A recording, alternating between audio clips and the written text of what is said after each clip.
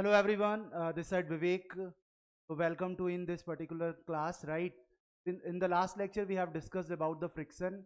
That was the very important thing when we have discussed about the question where we are using the uh, glass of water and we have put it on the cloth on the table, right? Whenever we are pulling the cloth backwards, slowly the glass is moving along with the cloth, and whenever we are moving the cloth very fast or sudden, then the glass is not changing their state of the position. Okay, so we have discussed there was the two concepts was there. First was the law of inertia and second laws of motion, right? So we have discussed all of things in the last lecture. If you have not watched the video, you have to go to the playlist and you have to watch all the previous videos. You can learn more and more conceptual learning, right? So in this particular video I will cover the kinematics of a cylinder, right? Dynamic kinematics of a rolling objects on an inclined surface. So I hope it will be help you to understand basics regarding to that. बहुत आसान तरीके से हम लोग समझ कैसे कोई cylindrical object rolling object किसी सरफेस पर जब रोल करता है किस समय कितने टाइम पर वो पहुंचेगा अपने बॉटम पर, साथ ही साथ में क्या एक्सीलरेशन होगा, everything I will discuss. So you know very well there is a two types of cylinder we are using. First is the yellow cylinder and second the blue cylinder. Right? Blue and yellow cylinders are of same size. We have to watch the video and after that we will analyze the problem. Here you are will able to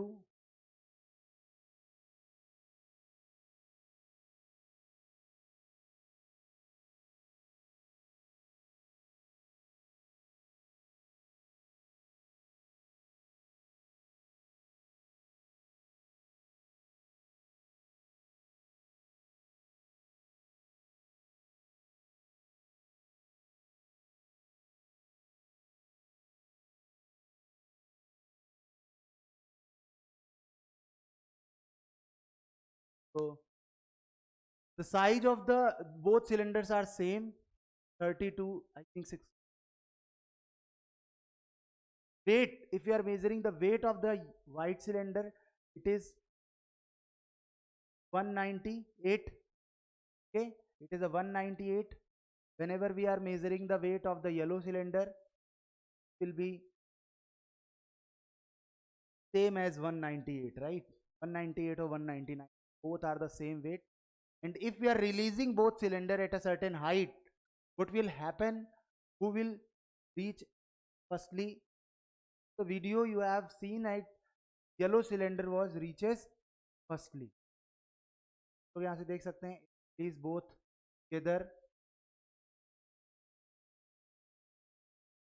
जैसे ही हमने release किया yellow cylinder जो है पहले पहुंचने.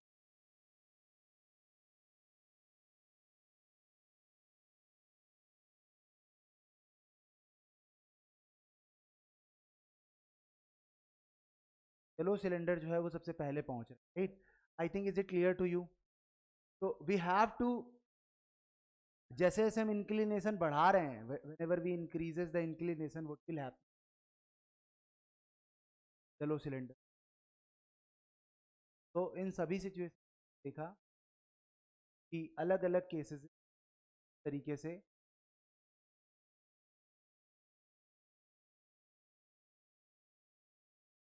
we have to give the answers of this question, right?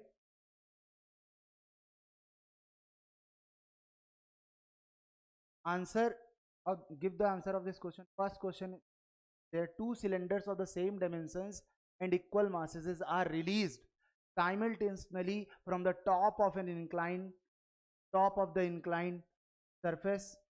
Properties of the two cylinders are identical, मतलब friction जो है सेम है. अगर सरफेस प्रॉपर्टी सेम होंगी मतलब कि जो येलो सिलेंडर था और जो ब्लू सिलेंडर था जिस सरफेस पर वो रखे थे उन दोनों सरफेसेस के साथ उनका फ्रिक्शन कोफिशिएंट सेम है. Both cylinders start rolling down without slipping, बिना स्लिपिंग के दोनों सिलेंडर्स रोल कर रहे हैं. These cylinders reaches the bottom of the incline at the different times. अब बोथ सिलेंडर, येलो सिलेंडर को हमने देखा वो और ब्लू सिलेंडर को देखा वो, दोनों ही बॉटम पर अलग अलग टाइम पर पहुंच रहे हैं, कोई जल्दी पहुंच जा रहा है एंड कोई देर में पहुंच रहा है, राइट।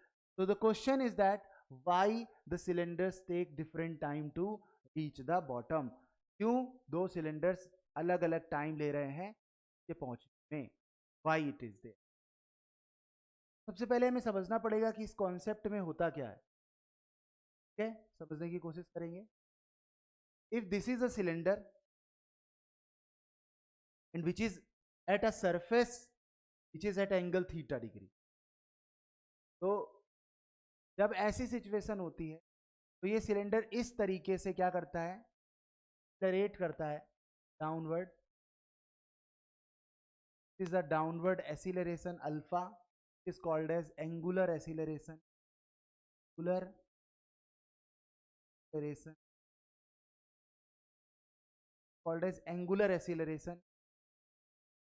अब हो क्या रहा है, इसका वेट जो होगा वो डाउनवर्ड होगा mg, इसके दो कंपोनेंट हो गए because this is the theta degree angle, when two lines having angle theta degree then their perpendiculars always having at theta degree, मतलब हॉरिजेंटल का परपेंडिकुलर वर्टिकल हो गया, इस प्लेन का परपेंडिकुलर ये नॉर्मल हो गया, के बीच का एंगल भी right, this theta then this theta will also, तो mg का ये कंपोनेंट है दो, this is called as mg cos theta and this is called as mg, समझ में आ रहा है सब लोगों को, ये mg cos थीटा और mg sin थीटा है। नॉर्मल रिएक्शन ऊपर की तरफ मिल जाएगी, ठीक है। अब बहुत गौर से समझने की कोशिश, हो क्या रहा है बच्चा यहाँ पर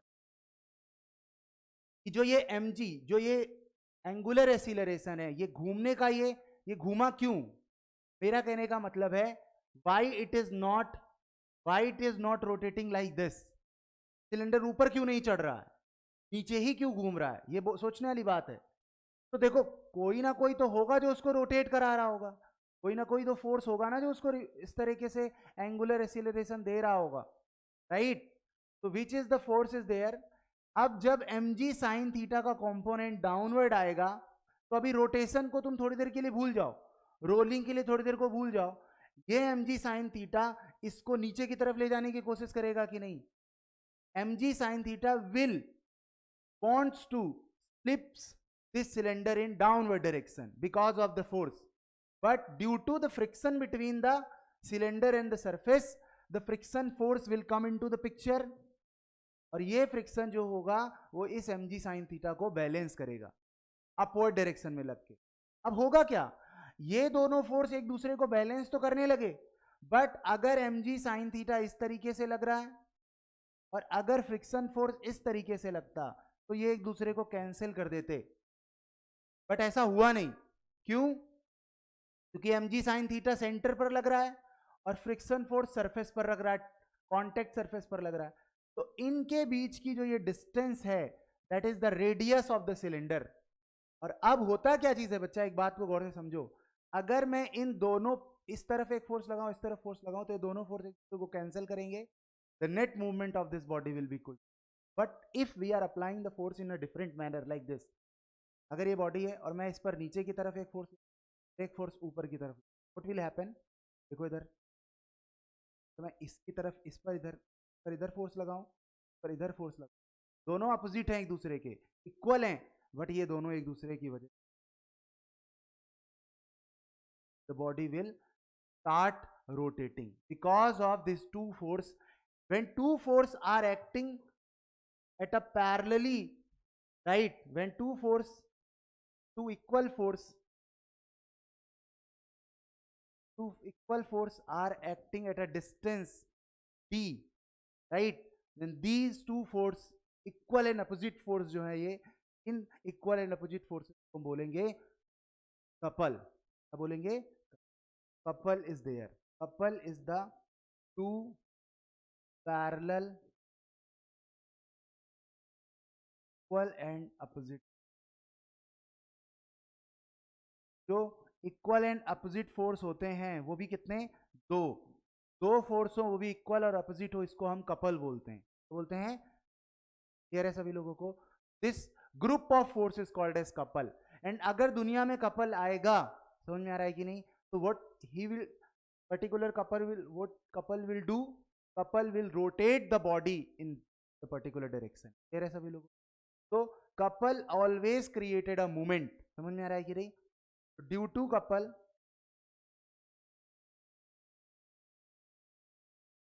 a movement will be there. एक मूवमेंट होगा ही होगा कपल की वजह से. और कैसे होगा? ये एफ इधर, ये एफ इधर, और ये दोनों को मिलाकर इस तरीके से. ठीक, ऐसा क्लॉकवाइज. क्लियर है? तो इसका जो मूवमेंट आएगा वो आएगा एफ, इन दोनों में से कोई भी एक फोर्स सेलेक्ट कर लो, into the distance between them. Right, this is the movement. M for movement. Clear है सभी लोगों को? M for movement. और ये कैसा है बताओ? क्लॉक वाइज है. आ रहा है समझ में? So similarly, this mg sin theta and this friction will be equal to each other, and they will perform a couple, they will form a couple, and due to couple they will rotate the cylinder like this. Clear है? ये इसको इधर खींचेगा, ये इसको इधर खींचेगा, तो ये इस तरीके से घूम, और इसी वजह से सिलेंडर की है, जब सिलेंडर ऐसे घूमेगा तो cylinder will fall down due to. आ रहा है समझ में? क्लियर है ना? तो I think is it clear to you all कि mg sin थीटा और f मिलकर एक कपल बनाएंगे, और जिसकी वजह से सिलेंडर क्या करेगा. ठीक है?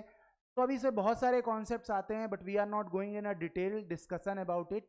तो we have to understand the linear acceleration. क्या बताओ सभी लोग? Linear acceleration. लीनियर एक्सीलरेशन और एंगुलर एक्सीलरेशन में क्या फर्क होता है? एंगुलर एक्सीलरेशन इस बॉडी का रोटेशन वाला है. लीनियर एक्सीलरेशन क्या है? इसके सेंटर का लीनियर एक्सीलरेशन. ये जो सेंटर है इसका, right, this centre is moving with A acceleration A downward. This is a linear acceleration of centre. Centre का लीनियर एक्सीलरेशन किधर की तरफ होगा बताओ? डाउनवर्ड होगा. आ रहा है समझ में? कोई दिक्कत वाली बात नहीं है. ठीक है? जहाँ तक सबको में आ गया है, कोई दिक्कत वाली बात. अब हम आगे बढ़ेंगे. अगर ये एक्सीलरेशन का फॉर्मूला हम डिराइव करें तो what we will get this formula. There is a 2 to 3 terms are there. First is the g is the acceleration due to gravity. Theta is the inclination angle.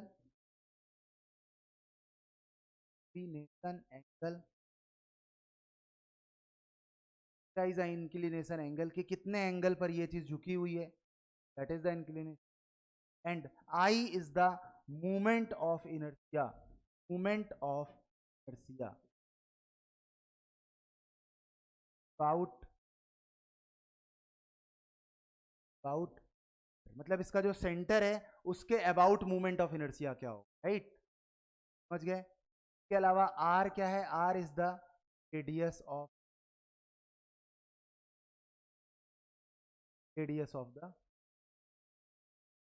I is the radius of the M is the mass of जो भी object है जिसे हम role करा रहे हैं. It can be cylinder, it can be sphere, it can be ring, it can be disc, anything can be there, but वो roll करना चाहिए. क्लियर है सभी लोगों को? उसका अपना रेडियस होगा और उसका अपना क्या होगा? मास होगा. These are the terms which we are using in this. You know very well this acceleration is depends on these things. जैसे जी बढ़ाओगे ए बढ़ेगा, जी घटाओगे तो ए घटेगा. क्लियर है सभी लोगों? थीटा इंक्लिनेशन बढ़ाओगे तो ए बढ़ेगा, इंक्लिनेशन घटाओगे तो करें. Moment of inertia I, if you are increasing the moment of inertia what will happen here? I अगर बढ़ाओगे तो ये डिनोमिनेटर को बड़ा करेगा, और if denominator is increasing the whole value will decreasing. के हिसाब से अगर हम समझे तो एक्सीलरेशन जो है वो डायरेक्टली प्रोपोर्शनल जी के है. Acceleration is directly proportional to क्या है, and acceleration is inversely proportional to. right, आ रहा है समझ में? यहाँ तक क्लियर है? आ रहा है? So these are the 3 terms which is very और these are the term. अब हम देखेंगे जो हमने दो सिलेंडर्स यूज किए, एक वाइट कलर का एक ब्लू कलर का, इनका मास सेम था, का शेप साइज सेम था, सेम लेंथ थी। तो ऐसा फिर क्या हुआ जिससे कि एक्सीलरेशन, इंक्लिनेशन एंगल भी, तो इसका कारण मैं आपको बताता हूं, राइट। जहां तक सबको समझ में आ, अब हम लोग एक बार दोबारा से वीडियो को देखते हैं, क्या आइडिया मिले इज हैप।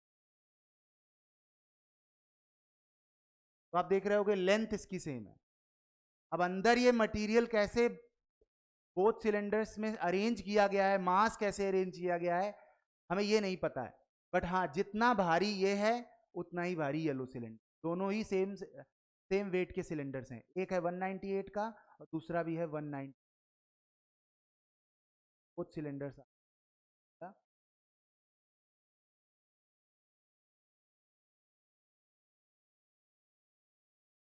आ रहा है समझ में? अब देखो, when we release both cylinders at a certain angle, we are giving the some low inclination angle. देख पा रहे होगे सभी लोग, येलो सिलेंडर जल्दी पहुंच जा रहा है, मतलब येलो सिलेंडर के पास एक्सीलरेशन ज्यादा है, येलो सिलेंडर के पास एक्सीलरेशन है, राइट। तो अब येलो सिलेंडर के पास एक्सीलरेशन ज्यादा है, क्या ऐसा रहा होगा जिससे उसका एक्सीलरेशन बढ़ गया? That is the important thing. Inclination बढ़ाने से भी कुछ नहीं होगा, क्योंकि एक्सीलरेशन जिसका ज्यादा है वो ज्यादा और हो जाएगा, इतना ही तो फर्क पड़ेगा, राइट। अभी भी देखो येलो सिलेंडर जो है वो की तरफ। तो what is the thing here, the coefficient of friction of to cylinders is equal because they have identical surface property.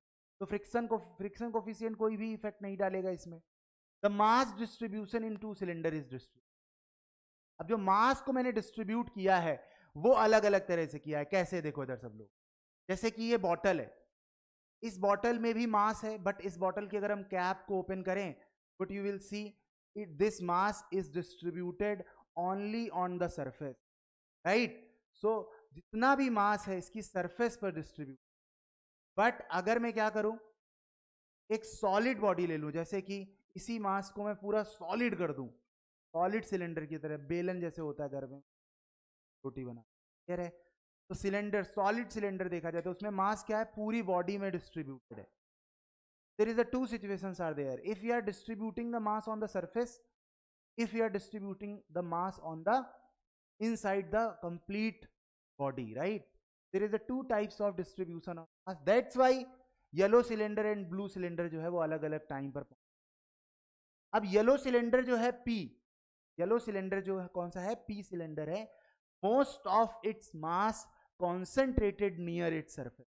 मतलब जो P सिलेंडर था, जो येलो सिलेंडर था, उसके सारा मास उसकी सरफेस पर डिस्ट्रीब्यूटेड है, जैसे कि बॉटल की मैंने बात करी। समझ गया कि नहीं? अब ऐसा हम क्यों कह रहे हैं, ऐसी हाइपोथेसिस क्यों बना रहे हैं, उसका कारण है। देखो क्या कारण है, उसका कारण है एक्सीलरेशन। अब मैंने बताया कि जैसा हम लोगों ने इस क्वेश्चन में देखा, एक्सीलरेशन ऑफ येलो सिलेंडर जो था वो ज्यादा था acceleration of blue cylinder. Why? Because yellow cylinder is reaching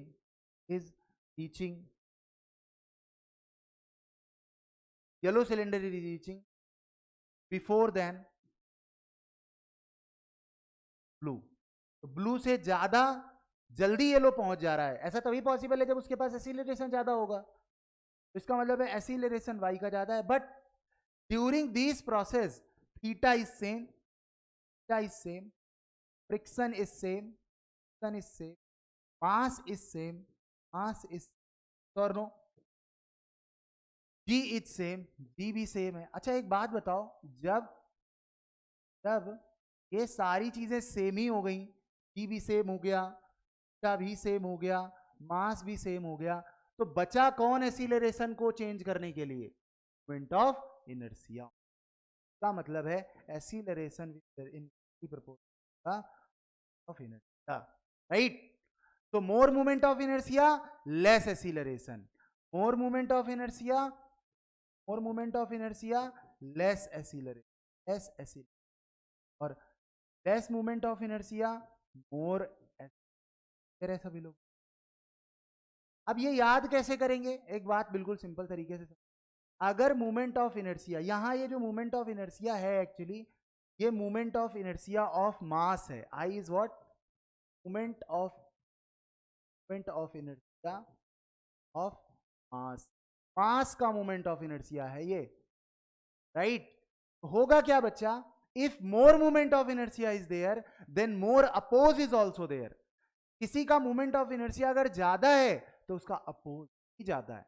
जैसे कि इस बॉटल को हम अगर ऐसे रोल कराएंगे, इस तरीके से, अगर हम इस तरीके से रोल कराएंगे, अगर हम इस तरीके से रोल कराएंगे, ये बहुत आसान है, घरों में सिलेंडर क्या करते हैं हम, लात से मार मार के, पैर से मार के ले जाते हैं कि नहीं, इस तरीके, ये इजी होता है। इस एक्सेस के अबाउट, इस एक्सेस के अबाउट जो मोमेंट ऑफ इनर्शिया है बच्चा वो कम होगा, इसी वजह से it is easy to rotate, it is easy to roll. But अगर मैं इसको ऐसे घुमाऊं, मतलब इस तरीके से घुमाऊं, राइट, इस तरीके से अगर मैं इसे घुमाऊं तो इट विल बी टिपिकल। कभी भी ट्राई करना गैस सिलेंडर को इस तरीके से घुमा, खाली गैस सिलेंडर की मैं बात, if you are rotating like this, you are using this axis for rotation, then you will feel more force to rotate it, right?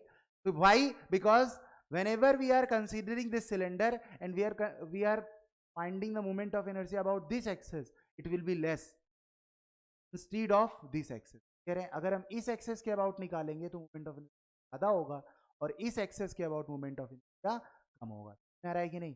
तो जिस एक्सेस के अबाउट मोमेंट ऑफ इनर्शिया कम होता है वो बॉडी अपोज कम करती है और वो रोल जो है वो जल्दी जल्दी करती है, समझ में आ रहा है ना? तो वी हैव कंसीडर एयर कि मोर मोमेंट ऑफ इनर्शिया जिस भी बॉडी का होगा वो अपोज ज्यादा करेगा, इसी वजह से less acceleration, less moment of inertia होगा तो मोर अपोज होगा और मोर एक्सीलरेशन भी होगा, ठीक है?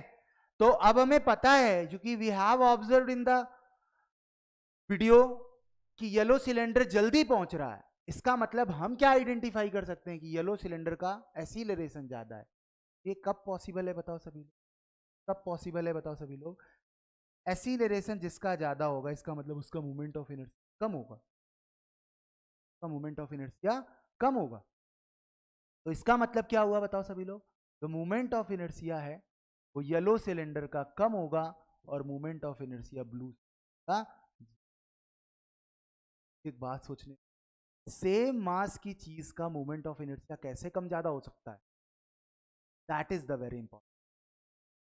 तो this is depends on how you are distributing the mass, क्योंकि अगर मैं इसका मास इसकी सरफेस पर डिस्ट्रीब्यूट करूं, पहला केस, उतना ही मास, जैसे 4 किलो का अगर मास है, 4 kg का मास मैं इसकी सरफेस पर डिस्ट्रीब्यूट कर दूं और 4 kg का मास इसकी थ्रू आउट बॉडी पर डिस्ट्रीब्यूट, मास तो उतना ही है, बस डिस्ट्रीब्यूशन बदल गया और उसकी वजह से मूवमेंट ऑफ इनर्शिया बदल गया। यहां तक सबको समझ में?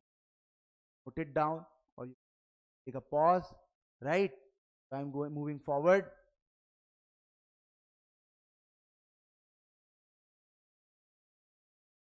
अब हम समझने की कोशिश करेंगे। तो the yellow cylinder P has most of its mass concentrated near its surface, while the blue cylinder Q has most of its mass concentrated near this. The moment of inertia of the yellow cylinder is more than the blue cylinder. The difference in the moment of inertia makes the cylinder move different as, right? Yellow cylinder और blue cylinder, clear है सभी लोग? दोनों का moment of inertia,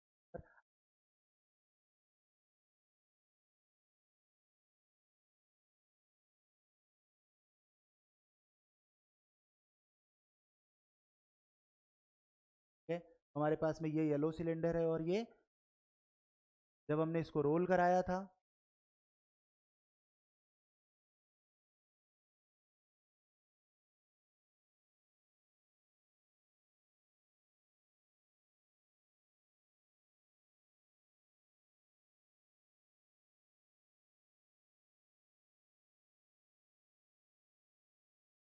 right? We roll it.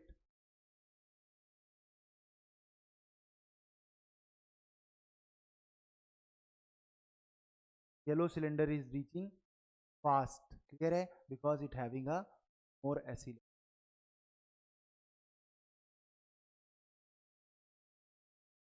अगर हम इस जगह पर सिचुएशंस देखें मोमेंट ऑफ इनर्शिया की, तो ये सॉलिड सिलेंडर है जिसका moment of inertia half 1/2 mr², solid cylinder, right. इसी तरीके से एक रिंग होती है जिसका सरफेस पर मोमेंट ऑफ इनर्शिया, जैसे रिंग की सरफेस पर मास होता है, इसका मोमेंट ऑफ इनर्शिया होता है mr²। कितना होता है? mr² is the. अगर ये डिस्क है तो इसका हाफ mr² होगा, एज इट इज सिलेंडर। कह रहे सभी लोग?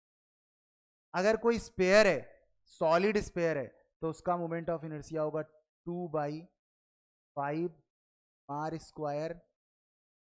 और अगर ये हॉलो स्पेयर है, जैसे कि बॉल, क्रिकेट बॉल जो हॉलो बॉल होगी, तो उसका मोमेंट ऑफ इनर्शिया होगा 2/3 r²। का मतलब ये हुआ कि अगर मास डिस्ट्रीब्यूटेड है सेंटर पर तो मोमेंट ऑफ इनर्शिया ये होगा, और अगर मास डिस्ट्रीब्यूटेड है आउटर सरफेस पर तो moment of inertia, there is a two different moment of inertia. ये तब है जब mass is distributed at centre, centre पर मास डिस्ट्रीब्यूट, और ये तब है when mass is distributed at outer surface.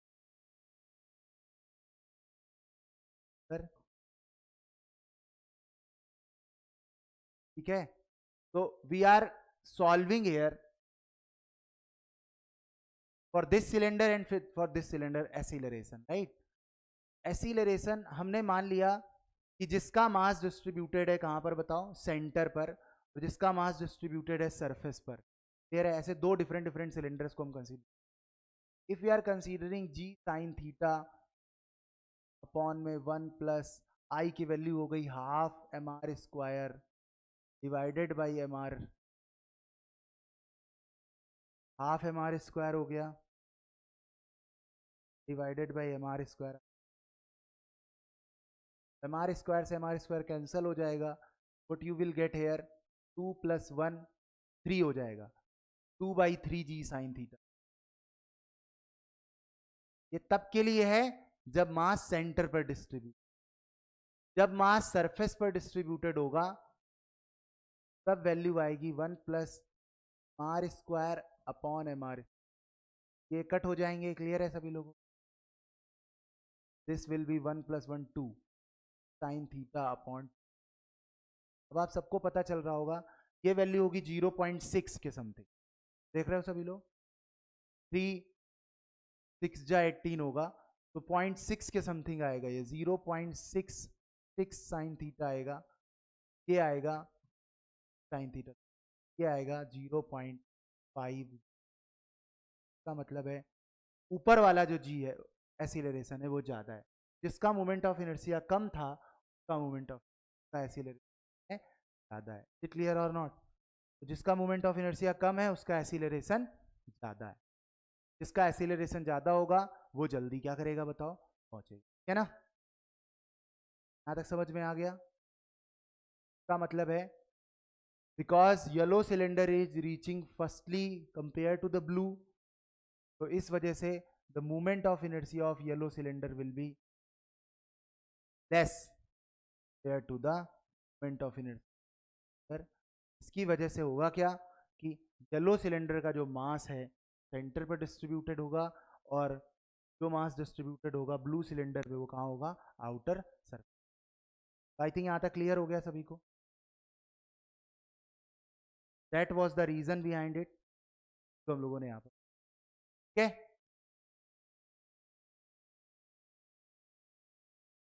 अब हम लोग एक नया चीज पढ़ेंगे, नया कॉन्सेप्ट क्या है देखिए।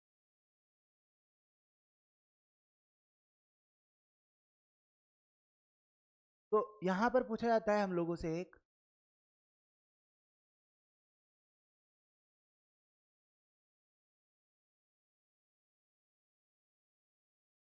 मिनिमम फोर्स रिक्वायर्ड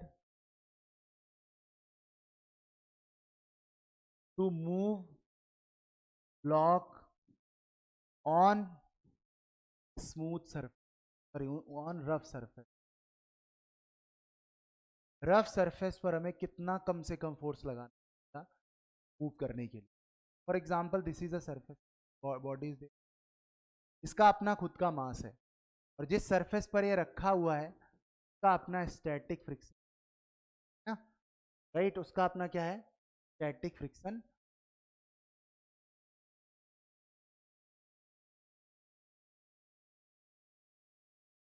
अब मेरा क्वेश्चन ये है कि इसको चलाने के लिए कम से कम कितना फोर्स चाहिए, कम से कम कितना फोर्स चाहिए इसको चलाने? That is the very important question. If I am giving you the mass is the 2 kg and μs which is the friction coefficient which is the 0 point, mass you can take 4 kg, right? मैंने एक 4 kg का मास दिया, surface पर रखा, जिसका friction coefficient 0.2 है, and you are able to apply the force here. तो हमारे पास क्या होता है? स्प्रिंग बैलेंस होता है जिससे हम फोर्स को मेजर कर सकते हैं। तो अगर मैं उस फोर्स को इस तरीके से लगाता हूं, आप सब लोग सोचोगे थोड़ी देर के लिए कि सर सिंपल सी बात है सर, अगर मैं फोर्स यहां लगा रहा हूं इस तरीके से, पीछे की तरफ एक क्या लगेगा सर? फ्रिक्शन फोर्स लगेगा। अब शुरुआत वाले केस में, फर्स्ट केस में क्या होगा? जितना तुम फोर्स लगाओगे उतना फ्रिक्शन लग जाएगा, तो दोनों बैलेंस कर लेंगे और ब्लॉक रेस्ट पर रहेगा।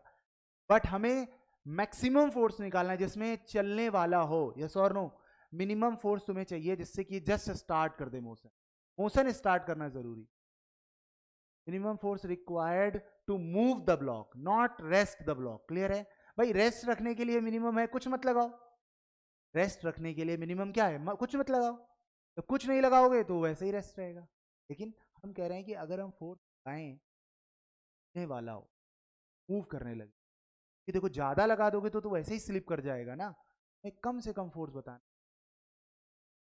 तो सब लोग के दिमाग में एक ख्याल आ रहा होगा कि सर अगर हम फोर्स मैक्सिमम फ्रिक्शन के बराबर लगा दें तो सर ये चलने, राइट? और मैक्सिमम फ्रिक्शन फोर्स की वैल्यू हम जानते हैं sir, mu into normal reaction होता है, और जो नॉर्मल रिएक्शन आएगा वो mg के बराबर हो जाएगा। तो सर हम यहाँ पर म्यू एस की वैल्यू रख देंगे 0.2 और सर एन की हो जाएगा mg के इक्वल। सर इजीली हमारा वैल्यू 0.2 इंटू 4 इंटू 10g की वैल्यू हो जाएगी। जैसे इसको सॉल्व करेंगे तो 8 न्यूटन हमारा में मिनिमम फोर्स जो लगाना है वो 8 न्यूटन का हम लगा सकते हैं। जैसे कि ये जस्ट क्या होने लगेगा बताओ?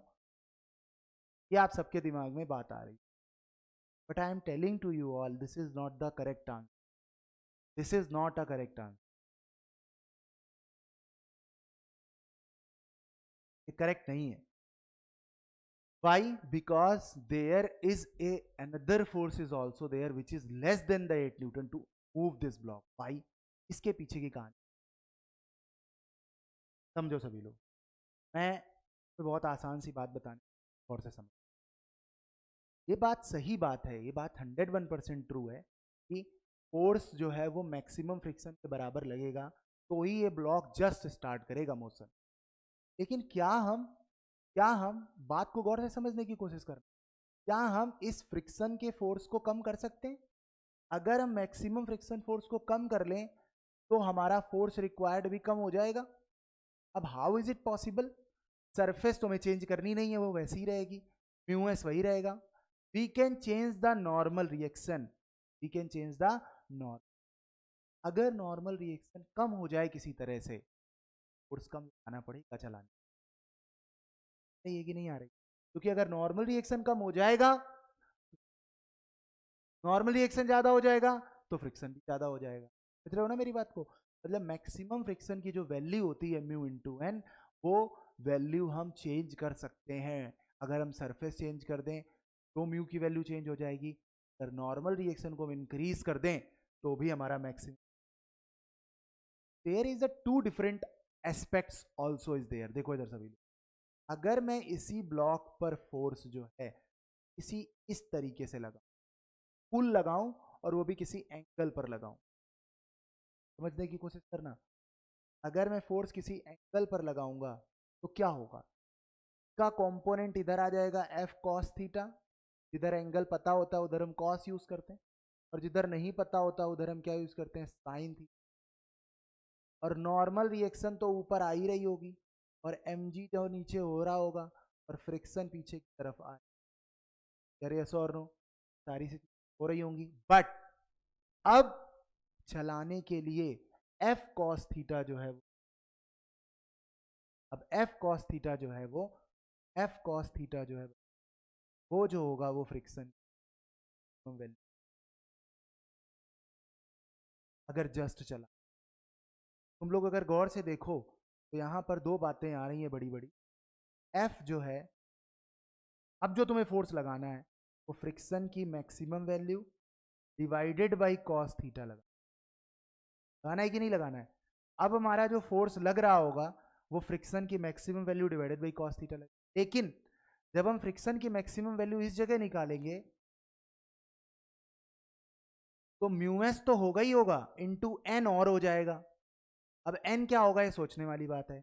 एन जो है वो नॉर्मल रिएक्शन है जो पहले mg के बराबर हुआ करती थी, लेकिन अब क्योंकि एन को एक दोस्त मिल गया एफ साइन थीटा जो mg को अपोज कर रहा है, इसका मतलब है यहां नॉर्मल रिएक्शन कम हो जाएगी, माइनस का एफ, राइट। इसका मतलब है नॉर्मल रिएक्शन घट रहा है। देख रहे हो सभी लोग, पहले नॉर्मल रिएक्शन ज्यादा था, एन इक्वल टू mg था, अब mg माइनस एफ साइन थी। इसका मतलब समझ में आया कि फ्रिक्शन फोर्स की मैक्सिमम वैल्यू जो पहले हुआ करती थी म्यू इंटू एन, अब जो फ्रिक्शन फोर्स की वैल्यू आ रही है, क्या आ रही है बताओ सभी लोग, mu S into M G minus F sine, this is lesser than this one. आ रहा है समझ में। पहली इंपॉर्टेंट चीज है फ्रिक्शन कम हो गया, फ्रिक्शन कम हो गया, ये वैल्यू घट गई, फ्रिक्शन की मैक्सिमम वैल्यू क्या हो चुकी है, घट चुकी है। और कॉस थीटा जो है, when we think about the cos theta term, ये एक तरीके से पूरा अगर हम सॉल्व करें, क्योंकि इसके अंदर भी एफ है इसके अंदर भी एफ है, what we will do here, कुल मिलाकर हमें समझ में आ रहा है कि अगर फ्रिक्शन डाउन हो रहा है इसका मतलब है रिक्वायर्ड फोर्स कहीं ना कहीं एक चांस है कम हो जाए, right. When we solve it what we will get actually, थोड़ा सा समझने की कोशिश तो यहाँ पर तो इधर सभी, तो जो फ्रिक्शन कोफिशिएंट होता है बच्चा वो एक्चुअली 10, ध्यान देना सभी लोग यहाँ पर, फ्रिक्शन कोफिशिएंट की जो वैल्यू होती है ये वाली वैल्यू, इसकी जो फ्रिक्शन कोफिशिएंट, उस वैल्यू को हम इस एक एंगल से क्या कर सकते हैं, कनेक्ट कर। अभी तो हम लोग इसको पहले सॉल्व करते हैं, F cos theta equal to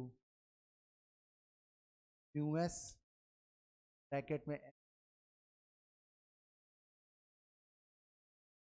right, ये दो चीजें आ जाएंगी, F cos theta is equal to s m g. F हमें क्या चाहिए बताओ, एफ की वैल्यू चाहिए, एफ की वैल्यू कितनी होगी और किस कंडीशन में आ रहा है सब लोगों को, तो this is very very important. तो होगा क्या यहाँ पर, F cos theta mu s m minus mu s F sine, what is happening here, we are considering the f that will be the mu s m divided by ये इधर आ जाएगा, तो cos theta plus mu s sine theta इधर ले आओ, this will be the force. अब यहां पर जो फोर्स लग रहा है ये म्यू एस एम जी जो था, देख रहे हो सभी लोग, म्यू एस इंटू, उसके नीचे डिनोमिनेटर में एक नंबर आ रहा है कि नहीं आ रहा है। तो पहले जो फोर्स था वो mu S into M g के बराबर होता था, लेकिन अब की सिचुएशन पर जो फोर्स है वो mu S into M G divided by the number is there, आ रहा है समझ में। और जो ये नंबर है बच्चा, this number will reduces the force, but when it will reduces the force, अगर हम किसी भी एंगल पर फोर्स लगा दें तो क्या वो इससे कम आ जाएगा? नहीं। अब हम बताते हैं तुम्हें वो कौन सा थीटा होगा। Then if the theta is angle of friction, ये थोड़ा सा नया टर्म है आप सब लोगों के लिए। अगर हम थीटा की वैल्यू एंगल ऑफ फ्रिक्शन के इक्वल ले लें, अब होता क्या है एंगल ऑफ फ्रिक्शन बच्चा? एंगल ऑफ फ्रिक्शन को हम फाई बोलते हैं। वो कैसे आता है? म्यू एस बराबर होता है टेन फाई। मतलब जो फ्रिक्शन कोफिशिएंट है सरफेस का, it will decide what will be the angle of friction. ये है हमारा एंगल ऑफ फ्रिक्शन। तो हम अगर एंगल ऑफ फ्रिक्शन निकालना चाहते हैं तो हमें म्यू एस का टेन इनवर्स कर देना। क्लियर है सभी लोगों को? Then we will get the what is the point. We are not going in a much detail कि एग्जैक्टली हमें वो फोर्स निकालना है, मिनिमम फोर्स कितना होगा, राइट? हमें इतना समझ में आना चाहिए कि मिनिमम फोर्स तभी होगा जब फोर्स जो है वो किसी एंगल पर हो, पहली इंपॉर्टेंट चीज। और वो जो एंगल है थीटा, वो फाई के इक्वल होना चाहिए। तो अगर हम थीटा को एंगल ऑफ फ्रिक्शन मान लें, फाई की वैल्यू अगर हम यहां लगा दें, देखो क्या होगा यहां पर। ना तो सबने नोट कर ही लिया था, राइट? हम लोग क्या करने वाले हैं,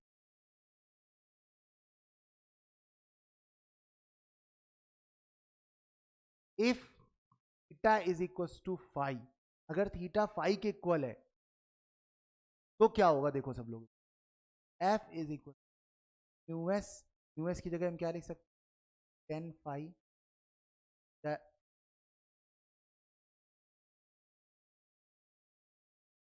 ये हो जाएगा cos phi plus mu s sign.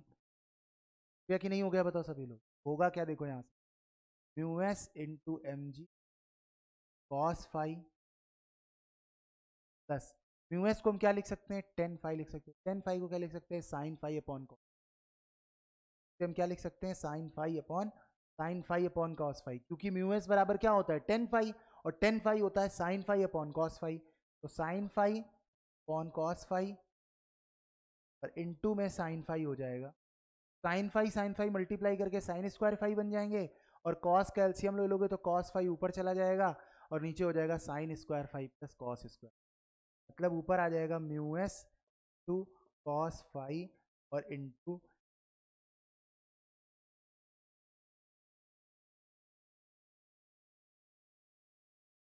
Clear और नॉट? सब लोग और से सुने। अगर हम इस चीज को देखें तो ये mu S into M g into में कॉस फाई, ये मिनिमम फोर्स है। क्यों?